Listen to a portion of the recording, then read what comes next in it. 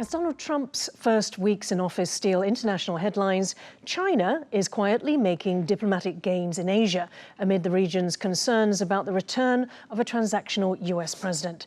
In his summit with the new Thai leader, Xi Jinping was reported by China's CCTV as saying China and Thailand should deepen trust in each other to counter growing global uncertainties. Meanwhile, Brunei and China agreed that the world has entered a, quote, new period of uncertainty and transformation, as they announced oil and gas joint development in, quote, mutually agreed areas of the South China Sea. Is China positioning itself as the steady, benevolent superpower in contrast to the United States? Hello and welcome to Taiwan Talks. I'm Kavat. Joining us today are Vincent Chao, Taipei City Councilor, and Huang Kwei-bo, National Chengchi University Department of Diplomacy Professor. A very warm welcome to both of you on the show today. Brunei Sultan Hassanal Bolkiah was invited by Xi Jinping to attend the 9th Asian Winter Games. She held a welcome ceremony for him at Beijing's Great Hall of the People. Take a look. 欢迎你时隔6年再次来华访问。一年之计在于春，我们在早春时节会晤，相信将为中文关系发展注入新的生机。中文共建命运共同体。 顺应时代发展大势，符合两国和两国人民根本利益，开启了中文关系崭新篇章。希望双方以此为引领，乘势而上，统筹推进下阶段双边关系发展，永远做隔海相望的好邻居，相互信赖的好朋友，共同发展的。 Furthermore, in their joint statement, China and Brunei also agreed to, quote, cooperate in the development of resources in mutually agreed areas, without giving details on which areas would be involved. Located on the northern coast of the island of Borneo, Brunei claims a 200 nautical mile exclusive economic zone, within which is Louisa Reef and the waters around it, which are also claimed by China. Professor Huang, what did you make of the significance of Brunei's leader coming to China at this time and the announcements that came out? If you look at the positive side of this development, you can say that both mainland China and Brunei are showing their determination to facilitate the peaceful and mutual reciprocal cooperation in the so-called disputed areas. Why disputed? Because, of course, there are some overlapping maritime areas by which both Beijing and Brunei are competing for each other. However, both governments are willing, and very much willing, at least in this statement, to work together to shelve the dispute in order to conduct some mutual cooperation in the South China Sea. So, that is something that actually the Beijing authorities have announced and reiterated, but people have cast doubt about it. At least, I would say that these sovereign disputes in the South China Sea would not be that serious, so that most of the countries involving in these disputes would be able to reconsider the possibility of joint development first, then shelve the dispute later. I want to get your take on that, Vincent. In 2013, the last time Hassanal Bolkiah visited Beijing, they also announced the same thing.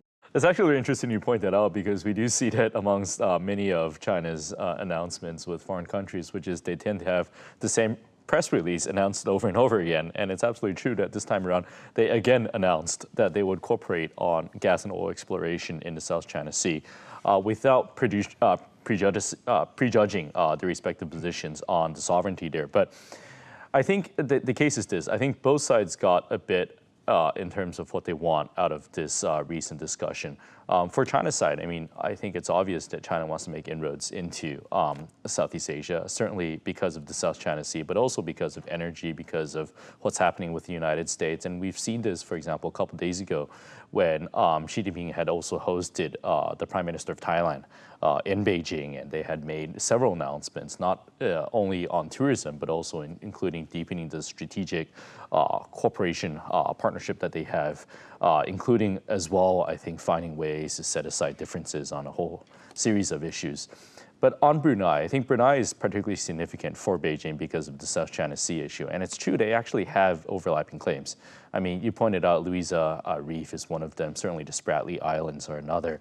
And I think Beijing does want to be able to show that they're able to set aside these differing claims of sovereignty there and finding ways of partnering on other areas, particularly, again, in response to, for example, what's happening with the United States.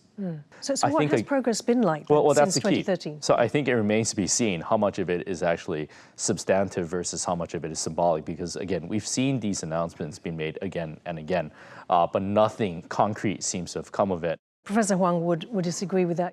I want to argue that that is not possible among the other claimant states in the South China Sea.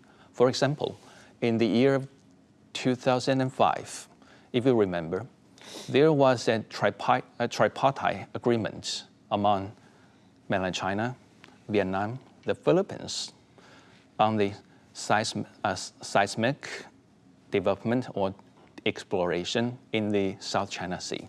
But do you think, Professor, that it's very difficult to actually come to the agreement? So difficult. So after 3 years, as I said, it disappeared. Right. If you look at the positive side, great. You know, these two governments are trying to ease the tension. But if you look at the dim side, then you will say, oh, that's probably something moving towards a little bit, but at the end, you know, it will fail because touching upon these conventional sovereignty issues, countries, you know, are not very easy to cooperate with each other. Right, because everybody wants their own sovereignty. Yes. Right. Vincent, so moving on to the other parts of the statement, I wanted to quote you speaking to The Economist, Benjamin Herskovich. He's a former Australian defence official. And essentially he's saying that it seems that nearly half of UN members, intentionally or not, have endorsed the PRC's takeover of Taiwan. Now, why he's saying that is because in these kinds of statements, there are wording that go something like this. So this was in the actual Brunei statement. Yeah. So both sides, Brunei and China, essentially recognize the one China policy, and then it says that it recognized Taiwan is an inalienable part of the People's Republic of China, and that Brunei further supports the peaceful development of cross-strait relations and the reunification of China.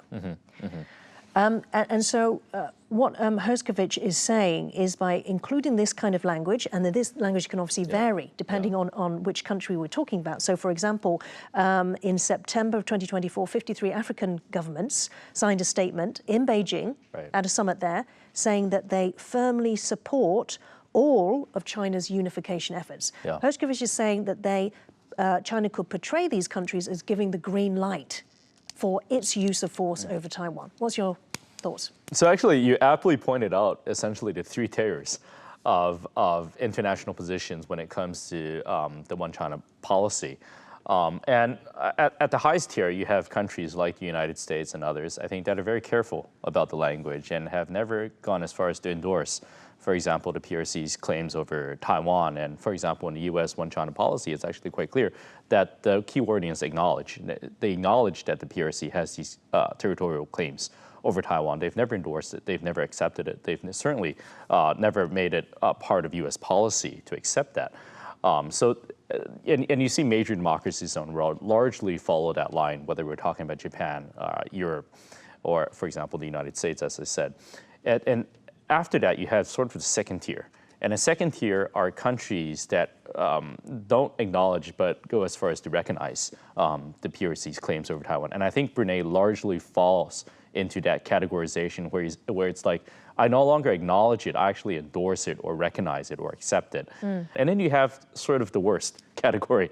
And that's what we see when you mention the 53 African countries. And they say they firmly support all Chinese unification efforts. And of course, that not so subtly points to force, which is that I actually accept and support this idea of the PRC using force to compel the annexation of Taiwan by any and all means necessary. And so I think from China's perspective, what their effort is that tier one countries, for example, United States and others, become tier 2 countries, and then tier 2 countries become tier 3 countries. And they've dangled a lot of it, whether it's economics incentives, whether it's upgrading of these joint relationships to strategic cooperation agreements and so forth. And I think they're dangling a lot of fruit to try to affect this change. For example, over 70 countries are in the tier 2, and increasing amounts of countries are in tier 3 right now as well. Yeah, and that probably, Professor Huang, is why you get the House Republicans who have, put forward a resolution where they're actually asking the US to go the other way, which is to actually abandon the one China policy. Possibly, do you see that as reaction to Beijing's efforts? I would see that as some individual efforts made by the US congressman to move the U.S. so-called one China policy a little bit towards Taipei, okay, but that's just some of the initial resolution proposal by the U.S. Congress. So there's a long way to go. Yeah. But what do you make of China's strategy, though? Do you also agree that they're in a sense laying the foundations for this to become legalized, for it, or any efforts against a possible Chinese invasion to be illegal? Yes. That would help the Beijing authorities be more politically and legally influential. The recognition of African countries towards mainland China's unification position is very harmful for Taiwan. But what can Taiwan do? Or what can Taiwan's ally do? Or what can Washington do? I haven't seen any progress towards that. Can I quickly butt in and just add? If, for example, a contingency scenario were to arise, I think we'll largely see the international community become a battleground of whether you support or you oppose or you're going to sit this one out. And I think what they're trying to do is similar to what Russia did in the run-up to the war in Ukraine, which is they're rallying the global South. And they're making it difficult, for example, for the United Nations to come in and condemn this. They're making it difficult for the international community to find consensus on this issue. And again, the beauty of this from China's perspective, of course, is that this is all taking place largely behind the scenes without a lot of public knowledge of what's happening. And so, again, I think the Economist article is really a wake-up call that not only Taiwan, but again, all these countries that believe in democracy, the rule of law, and peace and stability need to really step up their game and to present alternatives to what China is doing and to present growing influences in these countries to really counter what China has been doing over the past few years, including in countries like Brunei, for example. Okay. In the joint statement, Brunei committed to cooperation on Xi's Belt and Road Initiative, including through the flagship Brunei Guangxi Economic Corridor, established in 2014. At the heart of that corridor is the operation of Muara Port, the primary international trade gateway for Brunei, positioned strategically on its northern coast. In July 2023, Brunei inaugurated a container shipping route that connects Muara Port with China's Beibu Gulf Port. The Muara Port manages 90% of the country's import and export trade, excluding oil and gas. Now, although plans to almost double the port's handling capacity have been delayed. In addition, in 2023, China's Shaanxi Tianju Investment Group, which owns Brunei-based Gallop Air, signed a deal worth $2 billion to buy 30 aircraft from the Chinese aircraft manufacturer Comac. The goal is to make Brunei a regional aviation hub that connects Kalimantan to cities in China, Southeast Asia and the Southwest Pacific. So, Professor Huang, let me ask you, the Panama Canal obviously has put China's global port operations under the spotlight. How would you assess the strategic value, a security value as well, of Muara Port? The Muara ports in the Southeast Asia actually serve as a very important economically strategic spot for both Brunei and mainland China. If you look at the map, this port is located in a very good location where it can serve as one of the main routes for countries like Malaysia or Brunei to ship its goods to mainland China or from mainland China to Brunei and Malaysia. So strategically and economically, I would say this port has been largely ignored by a lot of people in the past. And why was that? Because Brunei is a small nation, and Brunei has been dependent largely on natural resources, especially energy resources. But in recent years, the advantage of Brunei over on natural resources has been diminished. So people tend not to look at Brunei as a very important strategic actor in the region. But with the signing of this bilateral agreement with Beijing and with the planned Quadruple Party growth area among Indonesia, Malaysia, Brunei, and the Philippines, I think. So these ports, actually, I doubt it could have a lot of capacity to help mainland China open its, future economic or trade exchanges with Southeast Asia. But for Brunei, I think it's very important, and it will remain important, not only for Brunei to cooperate with mainland China, but also with Japan, Korea, and probably some India, probably. Okay.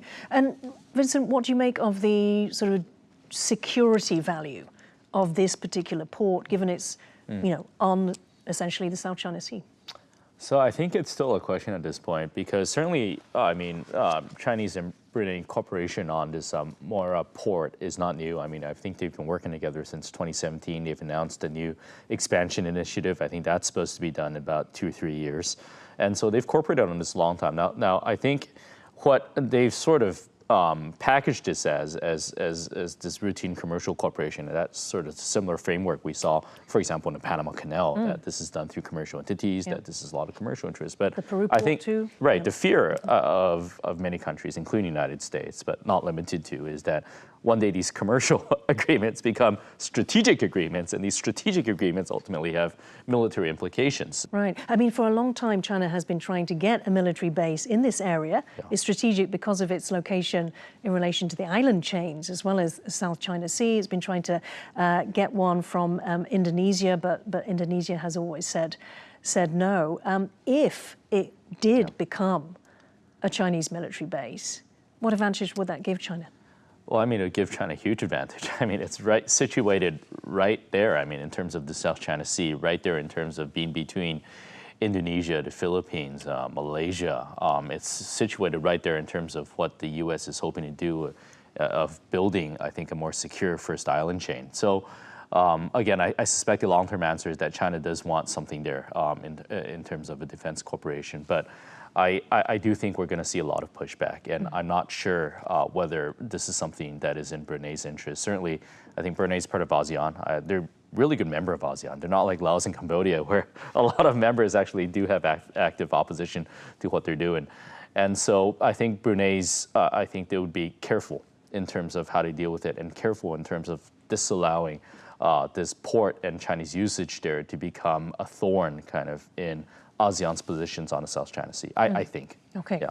Now, Thai Prime Minister Paetongtarn Shinawatra was also a guest at the Asian Winter Games. Shinawatra made China her first foreign destination, marking the 50th anniversary of diplomatic relations between the two countries. Before her departure, she ordered the suspension of internet and electricity to areas on the Myanmar border to thwart the operations of illegal scam centres located there. The Thai cabinet also approved the second phase of the China-Thailand high-speed rail project. Both moves were seen as gestures to support China. The route of the high-speed rail stretches between Kunming in China and Bangkok in Thailand, and running down through Laos.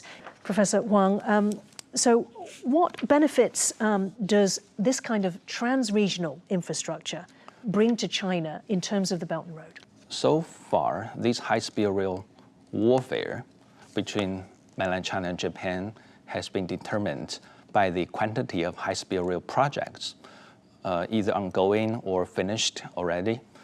So in this case, you see, from Kunming to Vientiane, actually there has been a high-speed rail project completed by mainland China, and all the systems and all the rules, regulation, even uniform, to my best knowledge. No, maybe not uniform, but the way to serve, have been in accordance with mainland China's high-speed rail system.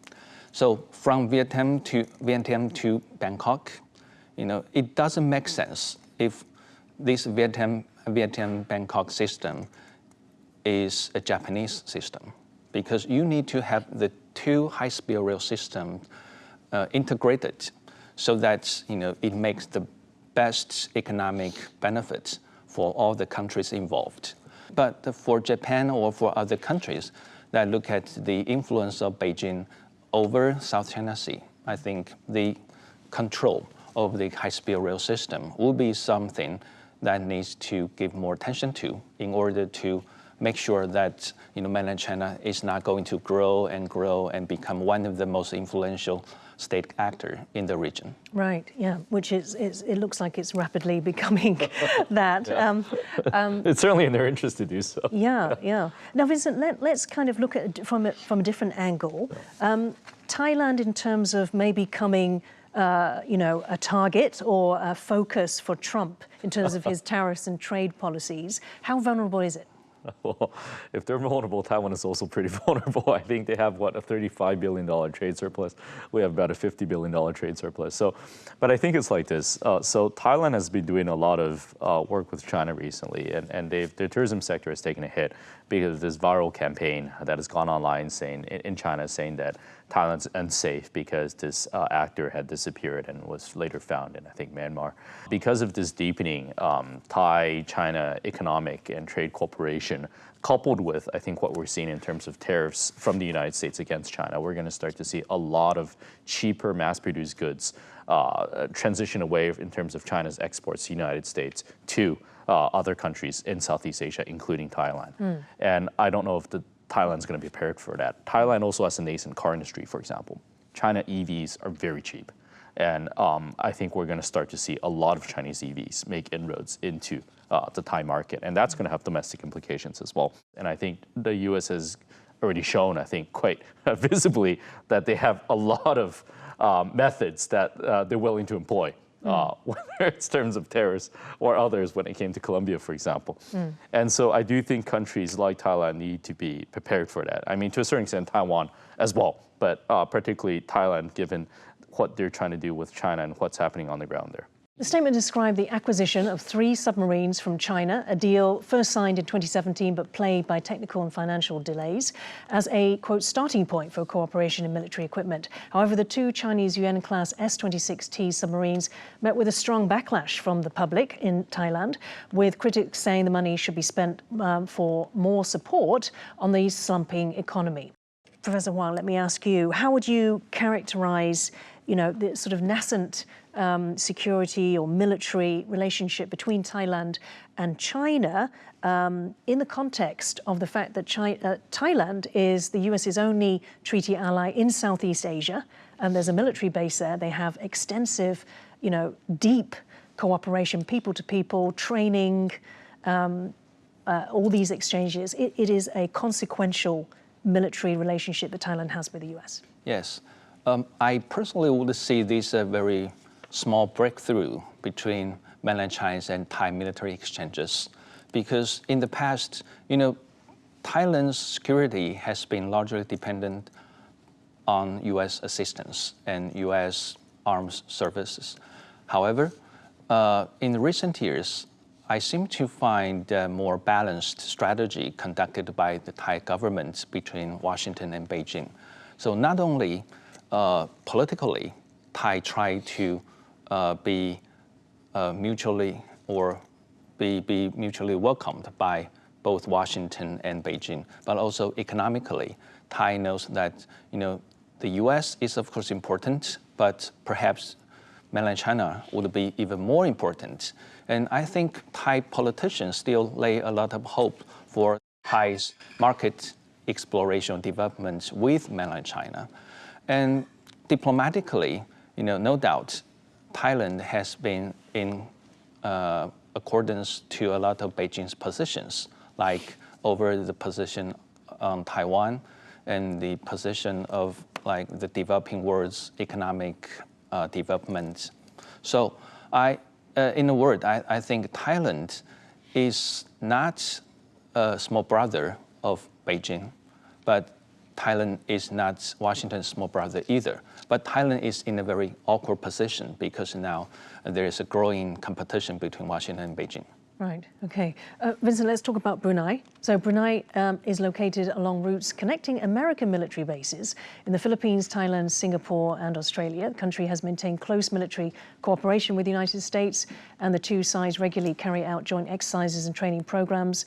In 2022, Brunei acquired US-made drones. In November 2024, Brunei and the US celebrated the 30th year of Karat Brunei, in which both countries focus on training ashore and at sea, including maritime terrain awareness, anti-surface warfare, and maritime enforcement operations. So that is a long, military relationship as well. How do you characterize Brunei's relationships with the US versus with China? Well, I'll probably say that, there's a lot of similarities between what Professor Huang just said about Thailand and Brunei. I mean, there's a lot of awkwardness, for example, on the submarine deal in Thailand, because I think Thailand does $135 billion of trade with China. The submarine deal is worth about $350 million. I mean, it's not a significant part of that trade. Maybe folks in Thailand believe that, well, it's just part and parcel of keeping this relationship with China that we also keep this submarine deal. And I think to a certain extent, a lot of this awkwardness also exists on the Brunei vis-a-vis this long-term security partnership that they've had with the United States and what the Chinese aim to do in terms of making inroads to that. So I think we'll see this awkwardness play out a bit more in coming months and years. We have to end it there. Thank you so much, Vincent Chao and Huang Kwei-bo, for joining Taiwan Talks today. If you liked our show, please search for us on YouTube, give us a thumbs up and hit subscribe to our channel. Thank you for watching our show today. Stay safe and see you next time.